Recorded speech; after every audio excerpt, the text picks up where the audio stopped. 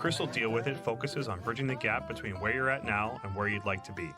We'll explore wisdom and techniques from a wide variety of domains and industries and apply them to your unique challenges. I love developing frameworks, processes, and storytelling metaphors that enable personal and business growth.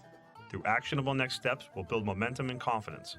My goal is to help you clear roadblocks, do more with what you have, and realize the potential of yourself and your team. So throw your challenges my way, and Chris will deal with it.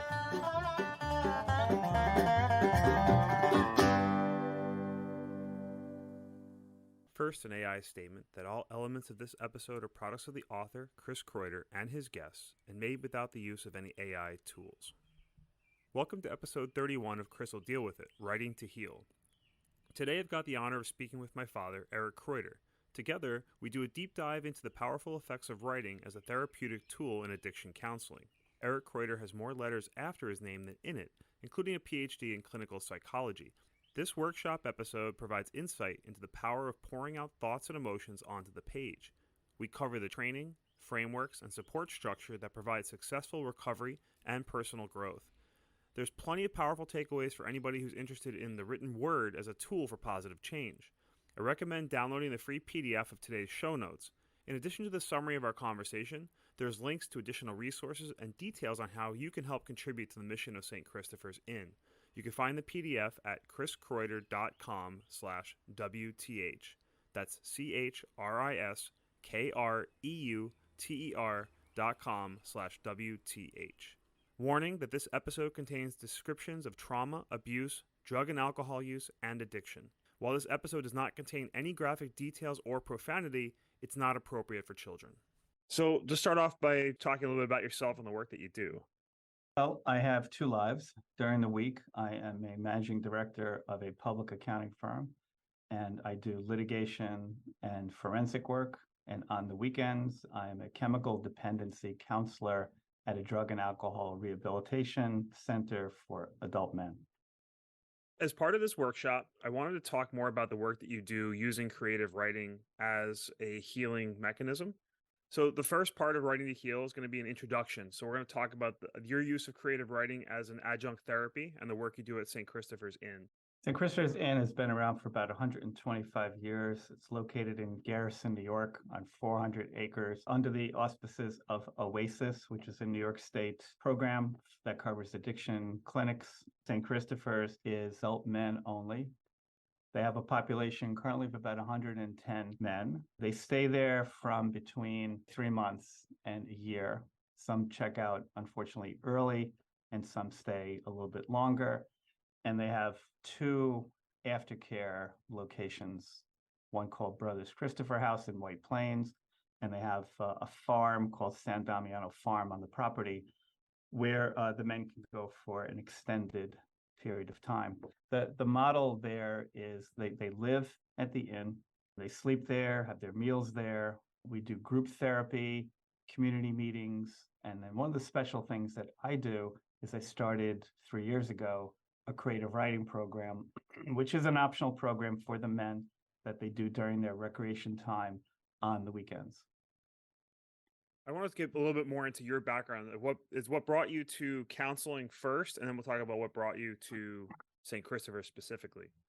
When I was 40 and I was doing my regular accounting work in forensics, it was a client that suggested I could further my education in psychology. At that point, I had a master's in psychology because I also handled human resources for the firm at one time.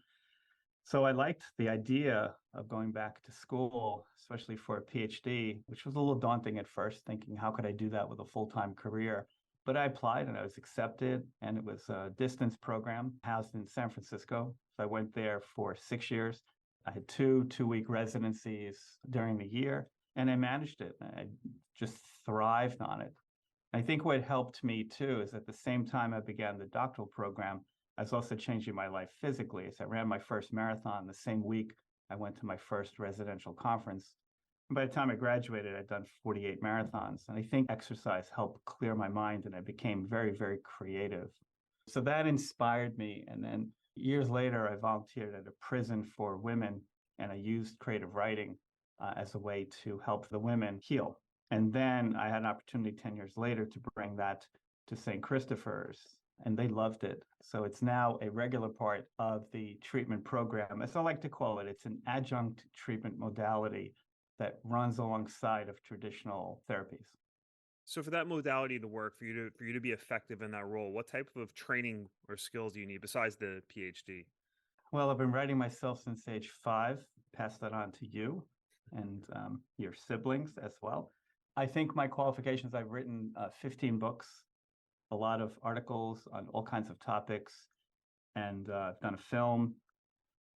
And I think just being a creative individual, between my education and my work experience and my ability to communicate creative ideas, the clinical director at St. Christopher's embraced it immediately. And they get tremendous feedback from the men in the program that it works. And I also started about 2 years ago, I volunteer and run my own Zoom group on Wednesday evenings for alumni of St. Christopher's and other rehabs. I now have women and men in my program Wednesday, where the work continues. Some of them use it as their home group. They're all recovering addicts, and I love it. And we have a musician, and we're actually doing a music CD, doing collaborative poetry that's become song lyrics that will become recorded music. There's poetry, there's song lyrics. What other types of creative writing are done in your groups? Journaling, letters. We had 2 men that on their own decided that they were going to write letters to each other, and they would chase each other around the place saying, give me your letter. They would give each other letters, and they shared them all with me, and I published them in a book. And they asked each other questions, and from that process, each one of them was healing further and further because somebody else cared, and they were able to get a lot off there from deep down inside them where it's repressed. What creative writing does, it allows somebody to dig into a topic that I'll give them. They think thoughtfully about it. They write it. Just the process of writing, moving a hand across paper, because they don't allow them to use computers up there, and then bringing it into group and sharing it verbally and then getting feedback. There's a tremendous vulnerability along with that. But what happens is by getting it out from the interiority of a person, they can actually examine what it is they're writing, what it is they're speaking. So what I have seen work and do believe is that there's strength in the sharing of what's going on inside an individual. So some of them share the most painful, horrible memories, trauma, abuse, all kinds of things. One person talked about, thinking about killing somebody. Didn't, fortunately, but by being willing to talk about it, it had been repressed for 20 years. I've had people deal with successfully with trauma that's been held on for decades. And now that they get it out on paper, they get to examine it in a new light to find new meaning in an old suffering. The creative writing is a way to do that. And it's very different. The average group, they're sitting in a group with 10 to 20 maybe men for an hour. There's a limit as to how much they can share. In the writing, it's all them. So they get kind of center stage on Saturdays and Sundays if they choose. And some choose not to write, some choose to listen. So the other thing that I find is the writer is effectively a testifier as to what happened in their life. Somebody else could say, well, you know what? That's meaningful to me. And now I understand myself better because you've explained yourself. And in those sessions, I like what you're saying about the creative side. It's helpful for you personally to have a creative background and understand the formats, the methodology used to create creative work itself. But you also have to pair that because the themes that they're writing about and the counseling that they're receiving, you do have to pair that with a professional background. You have to have frameworks from a therapeutic side too. So can you talk just a bit about the training and understanding you have to have or vetting that's done to have the frameworks for I'm therapy? qualified to do the work I'm doing because of the doctorate in clinical psychology. And I also have a CASAC credential alcohol and substance abuse counselor trainee certificate. And by trainee, I have all of the requisite qualifications for a full CASAC. I'm studying for the state exam to be a CASAC, and that qualifies me under the New York State guidelines to be a counselor. So I Gotcha. have all the qualifications I need to do it. And I mentioned the creative writing, it gives me a lot of background with my own writing. So what also happens in the creative writing room, there's more therapy that I do in that room than frankly I do in the group room, because I've got now a more targeted point of view from an individual. And I'm very careful and very specific about the topics, which I call prompts. Many of them will take a prompt, and even though I prefer that they listen, some of them start writing it immediately. I don't repress that. If their energy demands that they do that, I let them do it. But often they'll come back the next day or the next week, say, I did the prompt. So we always begin. I begin every meeting with a check-in, and then those that have something prepared, they go first. So someone will come in, they'll bring their pad of paper, they'll read, we'll get feedback, and that's when I step in and do a little bit of psychotherapy. I'm interested in the parallel too, because even on my creative writing side, there's always that first draft where you're just getting your thoughts, you're getting your emotions, you're trying to figure out what the character's motivations are on the page. And you very much have to go through a deep editing process. In most cases, for me, it's 4 or 5 revisions to the same book. I've written most books 5 times, and through that process, you really hone in on your own best thoughts. So, how much is editing part of that process for them, and for you to coach them through that process? It's a great question. And a lot of them are initially reluctant to write because they say, I'm not a good writer. I don't know how to spell. I don't know how to use words. So I'll always encourage them and talk about editing. Editing is that which occurs later. The first part is to get the thoughts out on paper.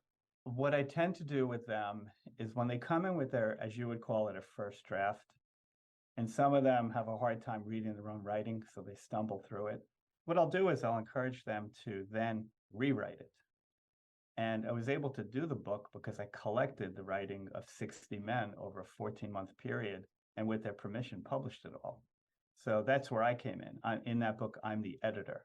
So what happens in group, though, when they come in with a draft and they read, and it needs a little bit of attention, I'll ask them if they want it polished, and then I'll help them with it. So that's a little bit more one-on-one. So I'll take things home. I'll just take a red pencil, give them some suggestions. What I don't do is edit out content. Mm. I might suggest word choices. They do tend to use a lot of profanity.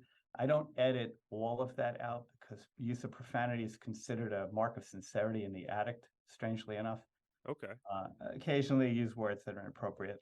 So I also teach them about language, that if there's a better word to use than a 4-letter word, you might want to consider using it. So their vocabulary actually increases. And sometimes after they share, I'll go over a couple of sentences and ask them to repeat it.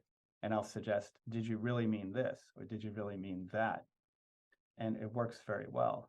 The other thing I find is sometimes their thinking is all over the place and their writing is just multi-topic. I'll ask usually the room, if I find it confusing, who understands what they just heard. And I'm fascinated by there could be another addict that resonates 100% with what's been written because they're also in that, I call it multi-ball. They're in that like pinball machine with 12 balls rolling around, but they can get it. So there, I'm actually learning that just because I might find it a little too confusing doesn't mean everybody does. Yeah, work resonates with different audiences, right? In different ways. But I'm interested to hear you talk about the parallel between editing of the writing and or revising of of their own writing, plus the revising of their thought patterns and their Mhm. behaviors. I'll give you an example. There's a very, very intelligent woman in my group. She wrote a very emotional poem. She was sexually abused from age 5 to age 12 by a friend of the family. She's been writing about her pain. She became an alcoholic to numb the pain. She's in recovery. She's coming to terms with not only the alcoholism, she's coming to terms with the abuse. She sent me a poem that when she read it, she was in bitter tears. But when she finished writing it, she looked happy that she shared. So she sent it to me the next day. She said, would you please edit it? What I did there is I reformed her poems that had very long sentences into shorter sentences with spacing, to use fewer words. Sometimes in poetry, you can say too much. So then I sent it to her, and she was very appreciative. So I didn't change any of the content. I just made it more poetically stylistic, easier on the ears to hear, but also actually to make it a little bit more intriguing, to draw the reader in. When a poem is too wordy, it really begins to look more like an essay. So a poem shouldn't be written in essay form, and an essay should be written in poetry form. In fact, I've also coached people who've written essays to take the essay and write a poem from it, to take key phrases. So I try a lot of techniques to help the writer improve their writing capability. And then in editing, just to make it more polished, as you would know, going through drafts of your own book. So working with another person, and I've earned their trust that they know I'm going to edit it without destroying content. There's a way to write more, I would call it maybe more professionally. And the work is worthy of being produced in the most professional way without making it so antiseptic that, that they even don't recognize it. Yeah, you want it to be their words and their thoughts. Yeah. That's important. Can you give some example prompts that you might use? Maybe someone wants to explore, maybe their listener is going through their own pain and might want to explore that through creative writing. What kind of prompts, maybe a more general one? I'll give a couple of them. To imagine you're looking in the mirror. What does the person in the mirror have to say? There is a big difference between the real person and the image. And what I found fascinating without fail is the voice in the mirror is typically the older voice and a mentor. The person in the mirror knows exactly what has to be done. So what I point out to the writer, I said, you need to realize that that is your subconscious that knows exactly what you need to be doing, knows exactly what changes of thought need to occur. And I'll always ask them a question, if you look in the mirror, do you make eye contact? Usually 50% of them can't. So that means they're hiding from themselves. That's the therapeutic step in. So I'll point it out to them. So if you can't look at yourself in the eyes in the mirror, that's a different problem. So you can't hide from yourself. So that little tiny snippet of therapy makes people realize I've been hiding from the true me all these years. And they can do it using a mode that is not the actual physical act of looking in a mirror, which is really interesting. Yeah. And so another prompt would be, a recent one I did was to pick 5 adjectives, any adjectives they want, and then to use the adjectives and write a story. One person who did it invented a fictitious character, and it was so eloquent and it was so deep that encouraged him to expand it. A lot of what happens is the prompt that results in an essay or a poem could eventually be expanded into a book. So I'm encouraging all of my writers to write their life story. And I have several people that are very, very interested in doing that. I did a prompt where you walk outside and everything is upside down. The trees, the houses, cars, people. And the way they write, they get into that action and they talk about it. And it's a metaphor for their life is upside down. But by being able to recognize the world is upside down, in the writing, in that prompt, they find a way to cope with the upside down world. If they can do that, they can apply that creativity to their own life. And if you can understand yourself upside down, we can't live in perpetuity upside down. So they find a way. The other thing that I do from a writing, for example, I'll ask them to write a letter to their addiction. So it would be writing a letter to your alcoholic self. And they do a great job. And then I'll have them write a letter back. So they then become the voice of addiction. And the voice of addiction is usually written cruel, hurtful, I'm taking over your life. Now, imagine that somebody's done 2 letters, a letter to their addiction and a letter back. What I do is I go the extra step. I don't leave it there. I then have a dialogue. So there's a technique in Gestalt psychology called the empty chair, where you verbally sit across from an empty chair and you have a confrontation, a dialogue about a quandary in your life, and you keep trading places until there's a resolution. I've worked it out successfully in writing. So one letter is to addiction, the other letter is back from addiction, then another letter back. And eventually, a deal has to be cut. And what was worked out this past weekend, an individual who's been in rehab now 3 times. I know him very well. And he actually worked out for himself the most poignant conclusion I've ever heard. He said to the addiction, he said, "You will always be there, but I will always be more powerful than you. And I will never forget that you will always be there." So he's making a commitment statement without realizing it, that he's going to stay in his recovery, active recovery, every day for the rest of his life. He's 30 years old. He has a very good chance and high probability of never using again, because he'll remain vigilant every day for the rest of his life. The ones who come in there and think, "I've got this, I'm going to dry out and clean myself up, I'll go back to my regular life." Relapse is so prevalent. The death rate is so high. I like to tell them that addiction is in the parking lot doing push-ups while they're in rehab. So the writing creates a reinforcement. And quite often I'll ask them to take that writing and to read it to themselves every day for the rest of their life as a reminder of where they came from. And that is the effective extinguishment of the power of addiction by giving it credit that it exists. Think of it like a weakness or an allergy. You can't ever forget that it's out there, because there will be a trigger. There will be a time in life that they'll have a pressure or something will happen, and they'll go to their standard fallback, which is a drug. And 90% of it, I'm convinced, it's not for the elation, it's for the numbing. They want to be numbed out. And the problem there is whatever quantity you used before, you got to keep increasing that. You got to go to the next drug. And that's where fentanyl comes in. The fentanyl is the worst because that will kill. They know that. So they graduate from cocaine, alcohol, heroin, whatever it is, to fentanyl.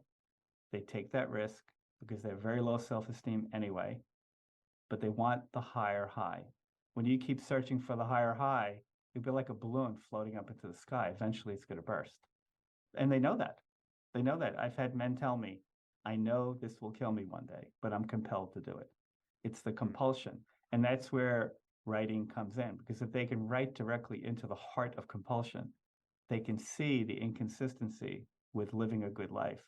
So I match that up with destiny. What is their destiny? What's their purpose in life? What's their relationship with the drug that competes with reaching the destiny?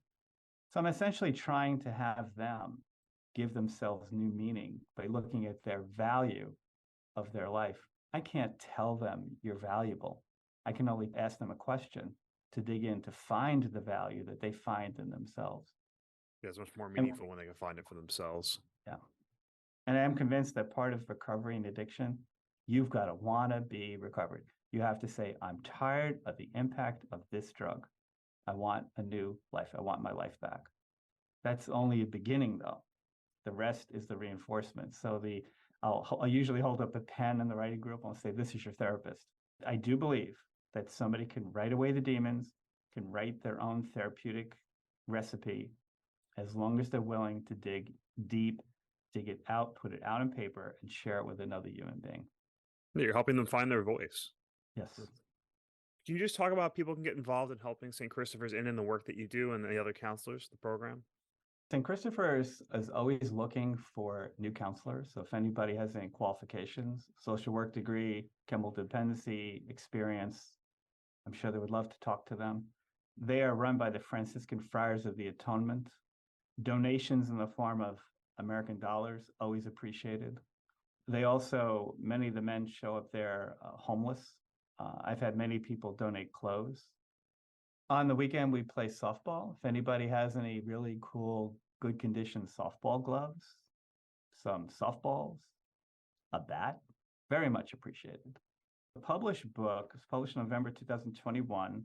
It's called Effective Use of Creative Writing in the Treatment of Chemical Addiction. It's published by Nova Science Publishers in Hauppauge, New York. All proceeds from the book go to St. Christopher's. It's an academic book. It's 540 pages. It's very expensive, but what's good about it is proceeds go to St. Christopher's. It has the writing, as I mentioned, of over 60 men, and it's a tremendous archive of the beautiful creative work through pain and trauma and triumph of that many people. I'm very proud of it. The most important thing I ever did in terms of my writing was to bring that to those people. And I'm glad I did it. And I've got 2 published articles since then. And as I said, we're doing a music project. I think that and I teach my writers about the importance of publishing is first for your own therapy and then to give it away to the world. It's not about money, it's about helping. And by publishing a book, it's creating the potential that somebody might be helped. You just recently had an article in the CPA Journal. I loved how you ended it. You're writing this for the accounting profession.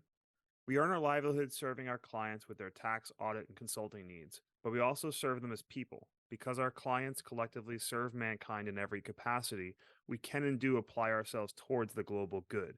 In this way, we are reinforcing why we are the trusted profession. Can you maybe speak to that just real quick? Well, accountants tend to be what I call hardcore capitalists. We make money, the clients make money, we help the clients make more money. But we're human and they're human.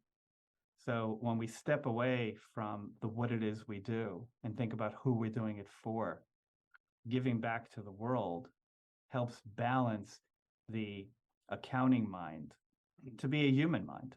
To say, I recognize that there are hurting people in the world. I recognize that there's need, and everybody has a different calling in terms of their charity of choice, as I like to call it.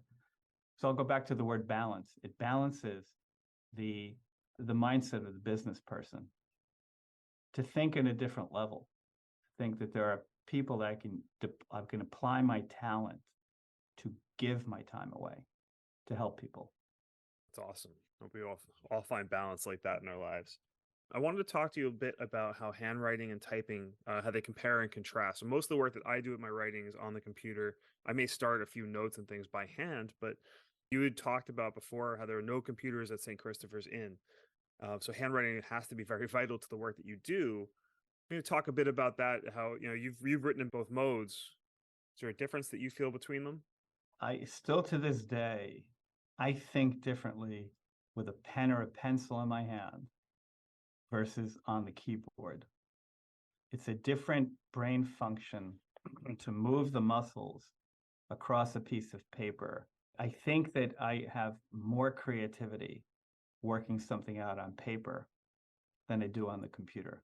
Now, my handwriting is very sloppy, and a lot of the men, I could barely read their writing, but they love it though. They love the idea because you can take your pad of paper outside. You don't need any electronics. You don't need an internet connection. You just need your paper and your pen to scribble your notes across. It can always be polished later. But I think that there is a connection from the brain through the arm, through the hand, through the pen. And what that really is that's a linkage between what's deep down inside in a well of what could be repressed feelings that comes out through that process. It doesn't mean it can't happen also on the keyboard. It just means that it is a means that they can all use. It's the universal opportunity to write. And just to correct, they do have computers. Okay. The reason they don't let them use it is they don't want them doing inappropriate things on the internet. So it's hard for them to separate the two. And because there's so many people and so limited amount of time, they can't really, there's no place for them to save their work to. So they create these limitations in the technology world. They also take their cell phones away. They don't want them to be distracted by cell phones. They want them to focus on their recovery. So writing helps them when they have a spare hour and they say to me, I'm bored, I don't know what to do. I'll say, I'll give them a pad of paper. I'll give them a pen. I say, go for a walk. Go look at trees, go look at a bird, go sit down someplace. And whatever comes to your mind, write about it. I've seen them come back with pages of beautiful, expressive writing to the point where they'll tell me, I didn't realize I could write like that. Hmm. And the other thing I find when they write on paper, they're also sitting in the world someplace. They're hearing and noticing things that they otherwise would have missed. And that's exactly what happens to the addict. The drug numbs everything. What they hear, what they see, what they perceive, it's all distorted. When they're in a sober environment and they go out into the world, all of a sudden the bird that they didn't realize existed is there. The squirrel climbing up a tree is there. They'll watch a leaf fall from a tree in the fall, and they're brought to life. So by bringing to life what they're visualizing and by matching that with what they could write creatively, all that energy that's inside that's hurting them comes out on the paper. They take it out on the paper, and then they're able to re-examine it. So essentially, they're taking something painful, archiving it on a piece of paper, and then they themselves get to read it, and then it's changed. Just by looking at it, by writing it, changes the dynamic of the thing that's felt. Do you find them being a lot more realistic in their writing as opposed to, as someone that writes science fiction primarily, you're trying to distort things to point out flaws of the world, but it's an intentional choice. Whereas with the therapeutic writing, are you seeing them really trying to see the world as it is and describe the world as it is? Or Oh, are yes. they trying to put fictional, like giving a voice to the bird or a backstory to the leaf that's falling? It's a good question. It's a combination of both. Sometimes the personification of an animal is very helpful because their voice comes through the bird. In the reality writing, they're able to really talk about the actual harshness of the pain they feel. They talk about the pain they cause their family, the loss. Some of them have lost children, parents. They'll talk about that loss. One man wrote about asking his father, who just died, for forgiveness because of what he put the father through. And when he read it, he was crying the entire time. But when he finished, he was completely purged of all the pain. So by having somebody go through in a safe environment, all the trauma, all the pain poured out on writing, they no longer feel that pain hurting them inside because it's now on the outside. And when it's shared, it dissipates. And that sharing and the dissipation, I mean, that could be enough for a lot of people. You've gone a step further in the work at St. Christopher's where you have published them into a book. You have them edit the work and revise it to a point where they can see it reflected back in a larger setting, in a physical book. Mhm. And you've also taken another step and created I think it was a gala event where they would get up in front of a lot of the donors. I mean, correct me here. I've done three. We call it a sober lounge, and was an opportunity. I've done three of them. I'm scheduling a fourth where the writers present their work to the entire community. So it could be 150 people in the room. An average creative writing, I'll get about 20 men in the community to write. By having them come up to the podium to read, and some of them are very afraid of public speaking. So the other benefit, and I rehearse this in my writing program, not only do they learn how to write, they learn how to present, and they get very comfortable exposing their writing to an entire community. That's a vulnerability. But when they transcend from feeling vulnerable, I can't, to I'm going to push myself and do it, and then they do it, that's a triumph. That has reverberation positive impact on them. The emotional writers usually present emotionally because it's fascinating to me, somebody who's lived the experience, who writes with emotion, who reads with emotion, can actually still present emotionally. It stays fresh. And when they do that, the audience is typically jaw dropped because they realize, wow, I'm watching somebody express their pain. It's very therapeutic to the entire audience because they realize I can have the courage also to talk about my pain. If you could talk about yours, I could talk about mine. So I view it as a form of modeling. Just unpack that a little bit in terms of modeling. When an individual who, let's say, doesn't come to writing, and I have no criticism for them, it's not for everybody. if they're locked up, they do not express themselves. They're frozen in their emotions. When they sit in a room and they listen to somebody who's purging, it gives them additional encouragement. Maybe it's okay to share, which means maybe it's okay to feel and express my feelings. So I view it as teaching emotional intelligence. And without emotional intelligence, or what would be called EQ today, without that, people are not going to be successful in their life because life is not lived cerebrally all the time. Life is meant to be felt. So to have a happy, thriving life and locked up in the feelings, they're, I believe, much more prone to triggering to drug use, triggering to depression and anxiety. So what I'm actually treating is not just drugs. Drugs are on the surface. It's a symptom of another problem. And that's usually trauma, depression, anxiety, or abuse. So you said that writing can be a powerful tool for emotional healing. We talked about deepening their human connections, decreasing cognitive distortions. You talked about being more vulnerable and that increased self awareness of that locked up inner pain. So, can you talk a bit about working with someone who's really gone through extreme trauma and having that writing be an effective tool? I had an individual in the writing group who was very eager to talk about his recurring nightmares that he had for over 20 years. And he openly explained that he had experienced when he was 5 in a swimming pool the death of his 3-year-old brother. That traumatized him, as one might expect. So we went for a walk afterwards, and I asked him if he was willing to write a letter to his brother. Now, he's now in his 30s. I asked him to write a letter as a 5-year-old to a 3-year-old. He said, yes, I'll do that.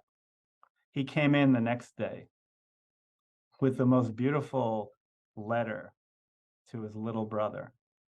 And then the breakthrough, I asked him to write a letter back. So now it's a week has gone by. He comes back in on a Saturday and reads a poignant letter from his brother.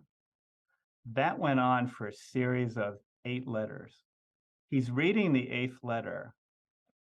He reported that his nightmares ended. He stopped taking sleep medication. In the middle of reading the 8th letter, he turned to me and he said, why would I ever use drugs again? My brother lives inside me. He created an analogy of a marriage where he bonded with his brother. And you can tell in the letters that although the brother died, the brother lives. So he used his faith, brought his faith into the equation, gained strength from it, and he then became the physical carrier of himself and his brother. So it ended. But the other thing that occurred is he realized not only was he a brilliant writer, but he began reading. And he especially read work by Rumi. And he then became almost annoying. He would come in with a daily Rumi quote.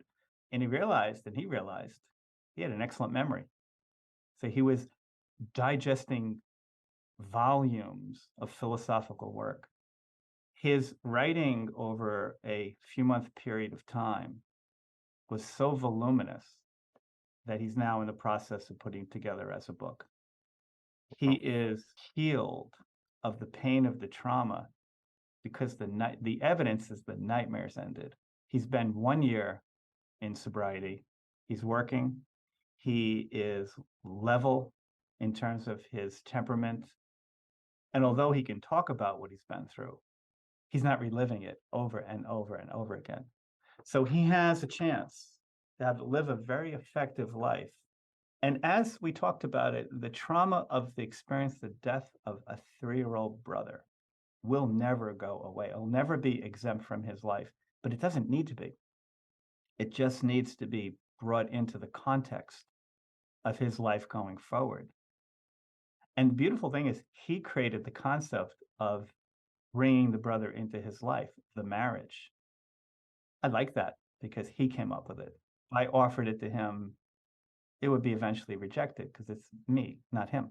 So by having him find the power in the way that he found effective, it balanced his life to the point that his nightmares became good dreams. In fact, he talked about it. The last dream he had that he told me about, the brother was at a party in a rocking chair and he was watching him back and forth. Hmm. And, he almost like became the quasi parent. And the thing that I always notice when they do that is their affect, the way they look. So he'd be smiling, he'd be happy, he'd be cheerful. And the words became more happy and cheerful and vibrant. So I look at that as this is trauma work where the drug was the symptom of the real problem. So even though he came to a drug program, by dealing with the underlying mental illness, it saved him from having the trauma result in medication for life and the drug use to mask it all, which would eventually kill him.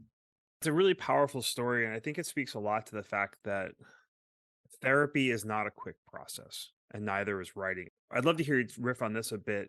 The fact that both processes needing to be, whether by hand or by otherwise, just they're long, drawn out processes. You have to edit, just like you have to edit your own thought processes along with your words.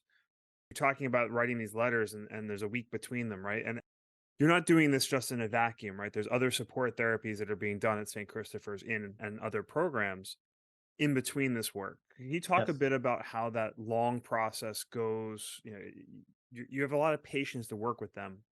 So how does that come through in both the writing and the general therapy they're receiving?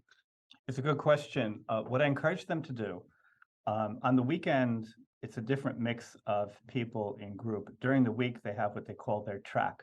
They have people that they're assigned to one therapist. Because all the therapists know about the creative writing work, I ask them often to bring their work into their small group. And the therapists like that and they're doing well with it. The other thing in terms of the interval, I use the interval very effectively to give guidance in terms of work during the week. I never call it homework. I never call it a requirement. And I'll always correct the man when he says, "You told me to write this." I said, "No, I suggested it." Because it's not for me to tell somebody how to use their time. But I want to bring up a what I'm currently working on thematically for the past 4 months in both my Wednesday group and in my weekend group, and that's the dark to light theme. Darkness is typical in the mind of the addict because their lives have darkened. So I'll do a lot of encouragement to write into the darkness, to use dark metaphors to find the light. And there's a 28-year-old woman who's been an addict for since she was 18.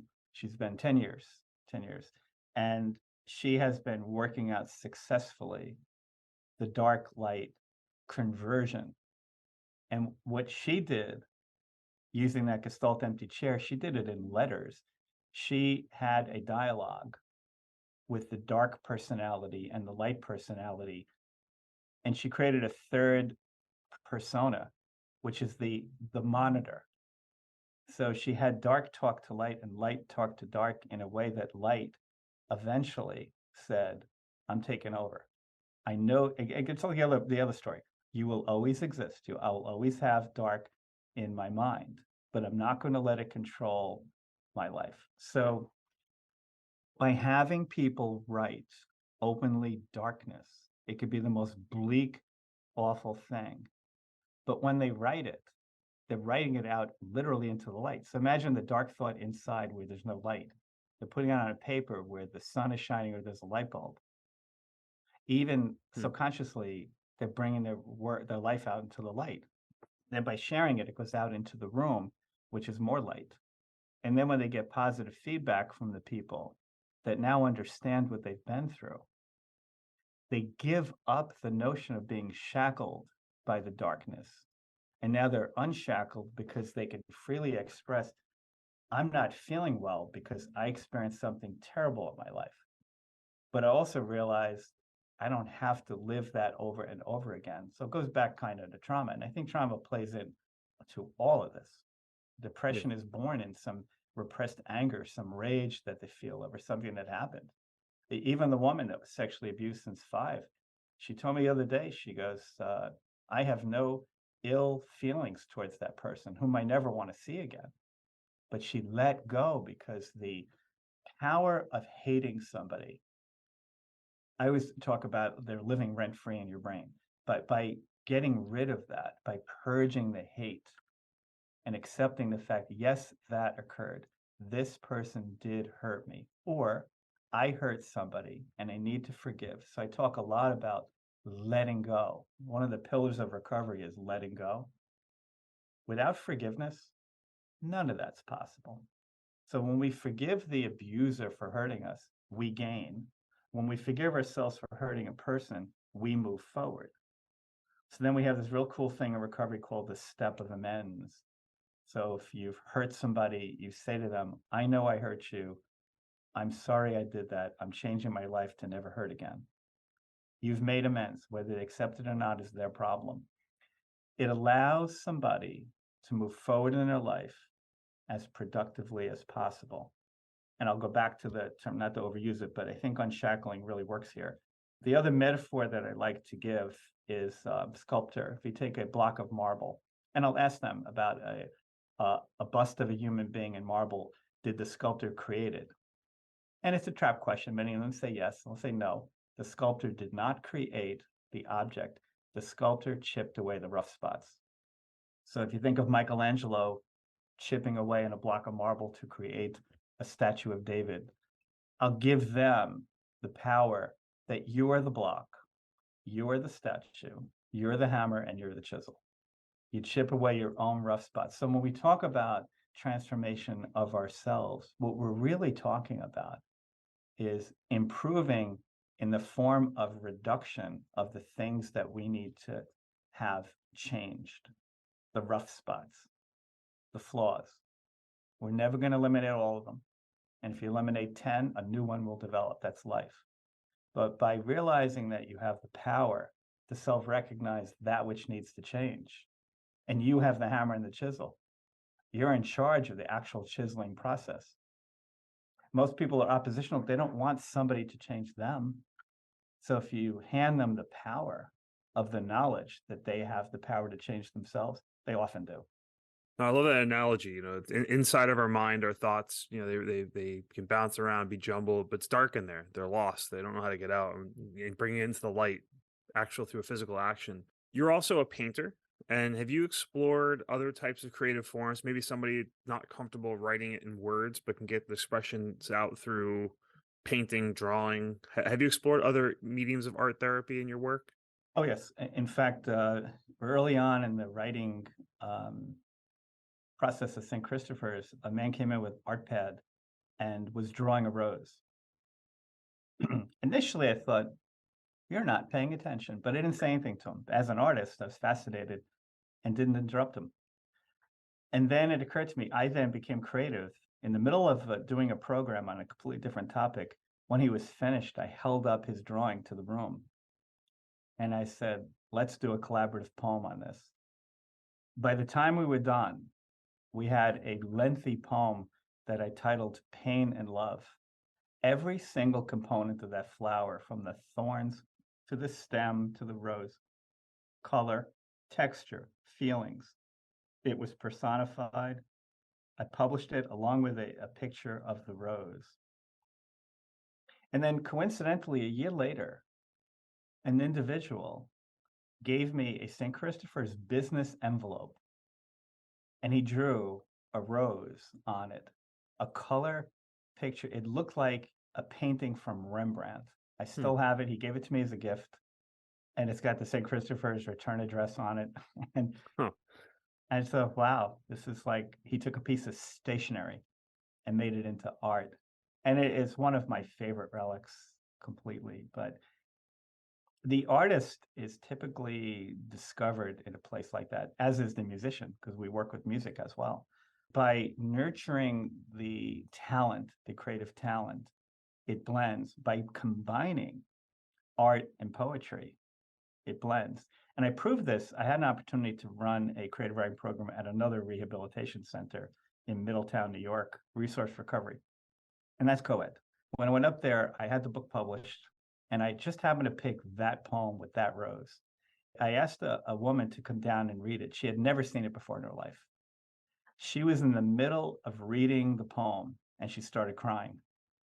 And she looked up and she said, "I'm so touched by these words." She finished it. And I said to her, "I will never forget for the rest of my life you reading this poem."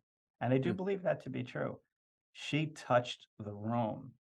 She added life to words on paper. And I held up, obviously, the book so people could see the picture. But she then became poetry. So I use that to create the energy in the room that an individual who reads something that she had no part in creating, but she had every part in bringing it to life, she benefited by her telling, and so did the whole room.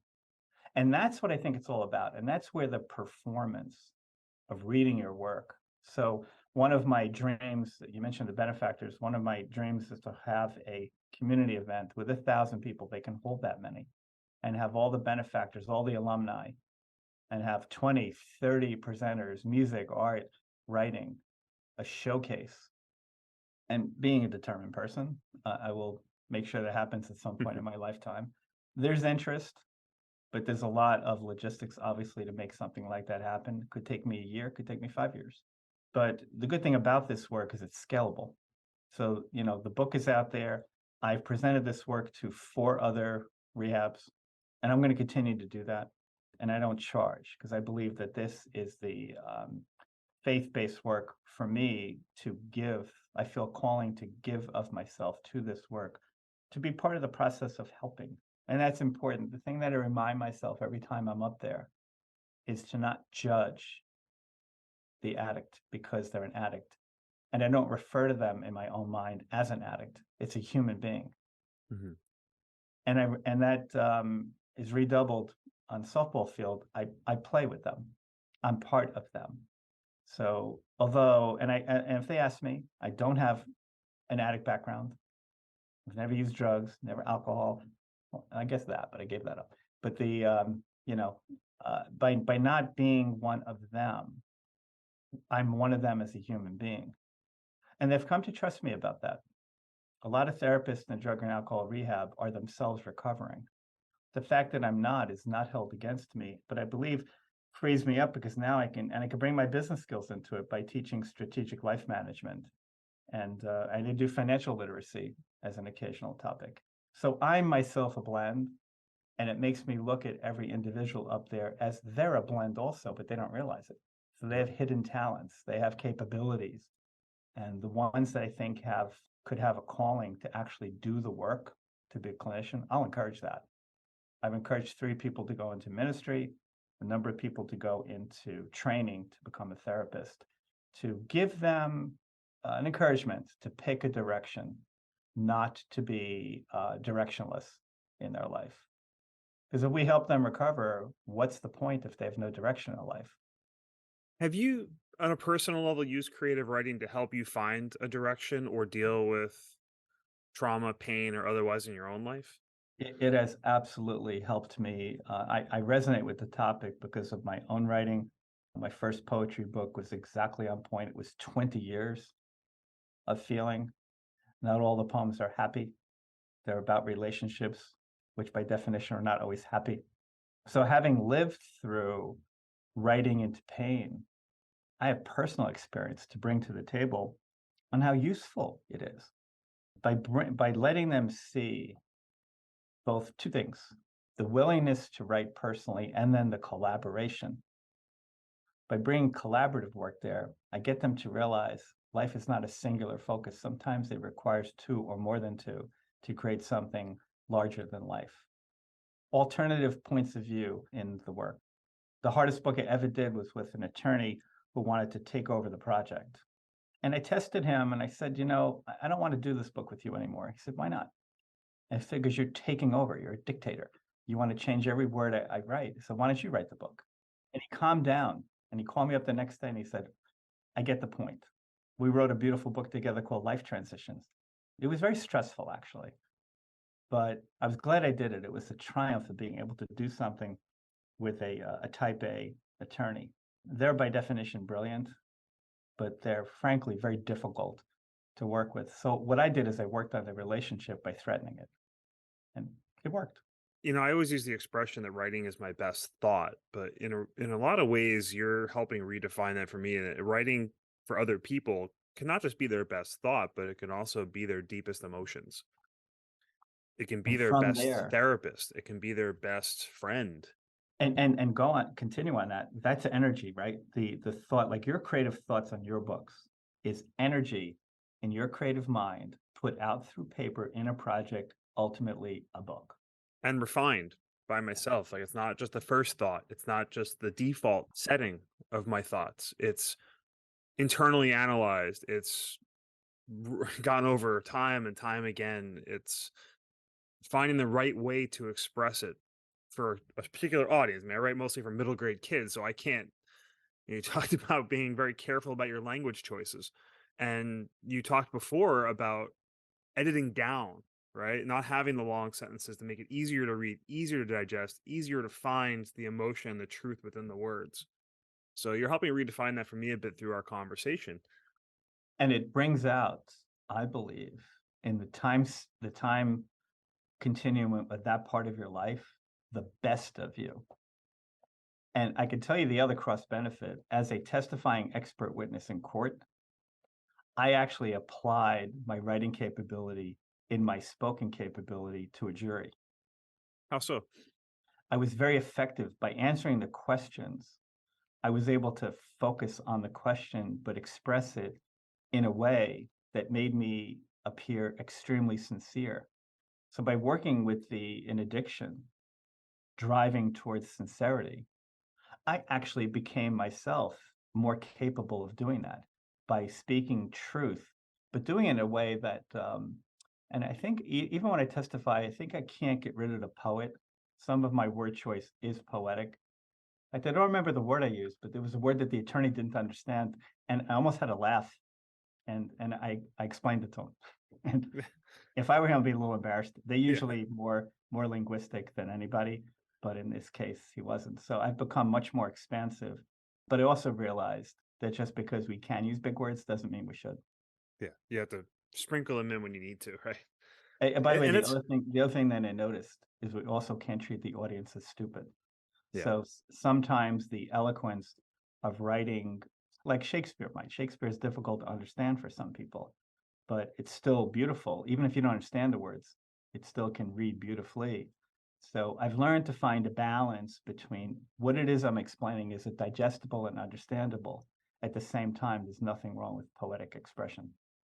Yeah, and you have to meet the definition of the medium in which you're creating is also really important, right? I talked before about when I'm writing to kids in that 8 to 13 age range, you have to simplify the themes, or you don't want to insult them, but you also can't use words like eloquent. You can't use Right. very complicated or aggressive language. You have to be really careful in how you say things. And it talked a lot today about, the differences between poetry and letter writing, which is more back and forth by definition of writing a letter. You're expecting one back in most cases. Song lyrics or screenplay, short stories versus novels, get into a deeper thought or a deeper plot. Anything you want to add to that? I do. There's two things that I encourage people to do. It's called page a day.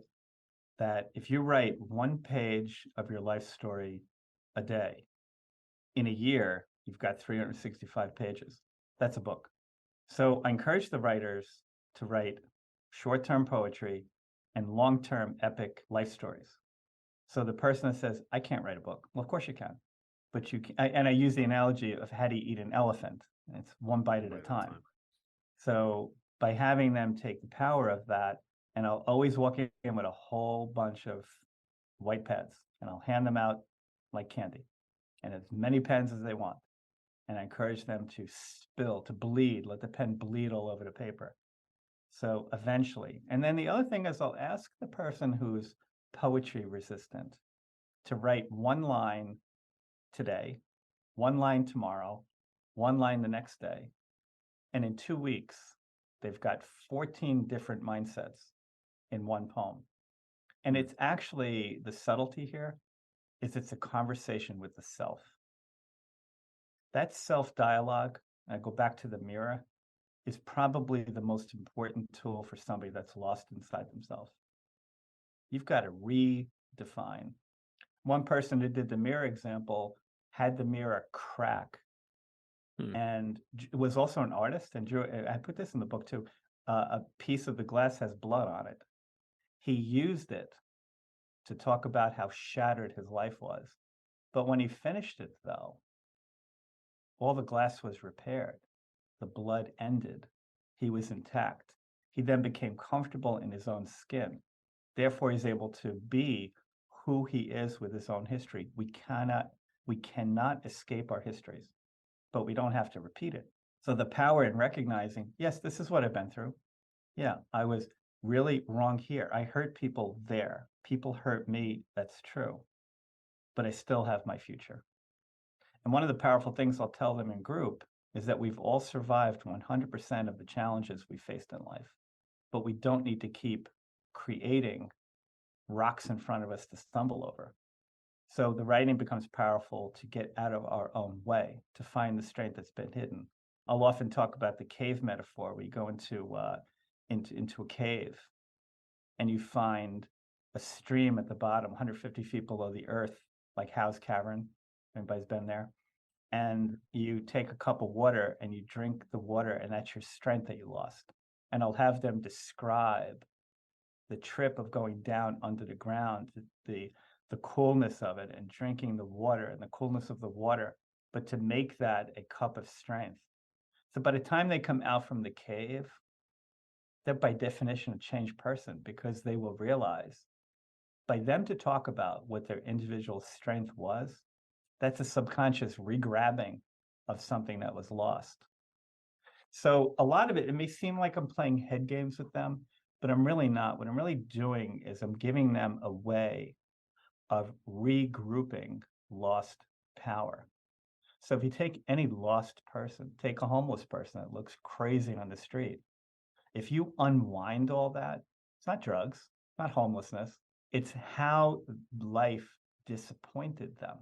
But by having them talk about what that's like, makes them realize, just because that's what it was and that's what it might be, doesn't mean that's not what it has to always be. So the 3 points in time, who I was, who I am, and who I want to be, is very powerful. We're all three people, right? Our past selves, our current selves, and our future selves. But Yep. you're actually physically, the all modes of creative writing, or sorry, all modes of creativity all start with you're giving them a physical blank page, Mhm. a blank slate, a fresh start, a starting point from which to explore a theme, pain, a trauma, whatever it might be. And so I think that is why, writing, and we've talked a lot about it today, obviously, but writing can just be such a great place to explore that from, because it's got that physical, right? They're staring right in the face. It's emptiness. It's a clear and open. They can fill it and define it however they like. And by the way, that's important because that's purposefulness. By purposefully writing, I'll very often give a new person, I'll put a line down the middle of a blank page, and I'll say, the left side, write your problems, and the right side, write solutions. And the last person that did it, they did it wonderfully. I said, all right, now write an essay on every solution. How are you going to do it? I'm finding that I need to say a lot less and they need to say a lot more. So I try to avoid speech making in my creative writing group. Sometimes I fail miserably because I get onto a rant, but I do have a high success rate in captivating the attention of the person who really actually wants to heal. They just don't know how. Mm. And I've gotten past the point that we can't just tell them drugs are bad and making your mommy sad. That doesn't work. The meth addict knows that. They could teach me 10 million things about drugs. We don't need to talk about drugs. We need to talk about the relationship with drugs. And that's fresh and that's new. So I'm looking for an angle that hasn't been tried before. So I've only had one or two people that even knew what creative writing meant as a collective term. So some of them are intrigued, they check it out. My best commercial people are the people that talk in the community about being thankful for the opportunity. Then I'll get 10 more people that I didn't know. I'd like to end, a lot of the listeners of the podcast aren't necessarily candidates for deep therapy like you get at St. Christopher's Inn, or addiction therapy, but might want to explore creative writing. just exploring their own emotions, maybe even positive ones. Could you leave the audience with some type of maybe a different prompt that you haven't given before, or some type of thing that they can do to explore this for themselves? I'll do two things with that: problem resolution and perspective. Problem resolution, I will go back to anybody in who's listening who wants to solve a problem that doesn't know how, to split the page in half down the middle. And the left side, write every element of the problem, break it down into components like splitting a pizza into 8 slices. And on the right, to write a tentative solution to each. And then from the solution, take a new clean sheet of paper and to write their own essay as a cookbook on how they're going to achieve it. The other would be a very sincere exploration of who a person is, going back to that 3 points in time: who I was, who I am, and who I want to be. It's a way of letting the dream live, letting the past be the past, living in the present, not living in the future. But when you write about 3 components liberally, you can see that I can write about my past, but I'm not reliving it. I can be in the present and appreciate the value of today, and I can think about tomorrow. So my attitudes and my actions today will set the stage for what tomorrow is going to be like, but I can only control what I do today. So a simple example would be an overspender who looks at my spending habits could say, well, wait a minute, maybe I don't need to buy that $80,000 car. Maybe I could buy a $25,000 car and not cut myself deep in debt so that tomorrow I'm not using my money to pay off a lease or a loan on a car that I don't need. I call that perspective, by giving yourself a chance to live a more effective life by recognizing life's persistent problems, and more importantly, how we get in our own way. We create largely our own problems. Is there anything you wanted to add? I would encourage everybody, virtually everybody, to write their thoughts and feelings down, whether they share them or not, and then to think about something important that they've learned in life that they would like to share, and think about over a period of 1 or 2 years doing their own epic project. And I'll call it a book, which I believe everybody can do one. For those that say, I can't do a book, well, maybe you can. The question is, do you want to?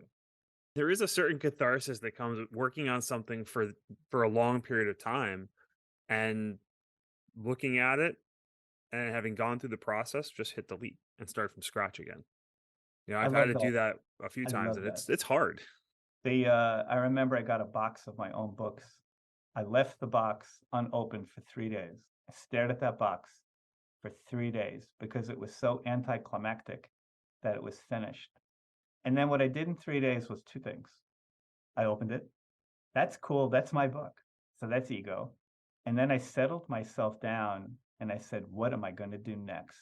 I took out my favorite thing in the world, which is a blank piece of paper and a pen.